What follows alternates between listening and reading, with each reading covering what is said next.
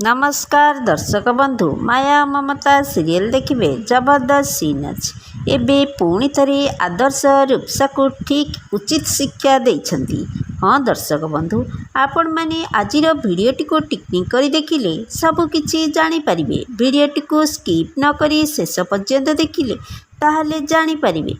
एबे दर्शक बंधु आपण मानकर प्रिय सीरियल माया ममता सीरियल रे देखिबा को पाइबे जे मायाଙ୍କ आगे आदर्श रूपसा को कहिबे जे तमे ए सबु व्रत करवा छाड़ी दियो रूपसा, कारण प्रतिदिन राति मु केतेबेले घर को फेरिबी ठीक ठिकना भी नहीं, जेतेबेले भी फेरिबी मु बाहर खाई देकी आसीबी कही आदर्श सेठू चली जाउथिबे।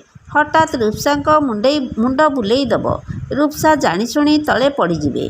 तांको देखी माया और आदर्श आश्चर्य होइजिबे।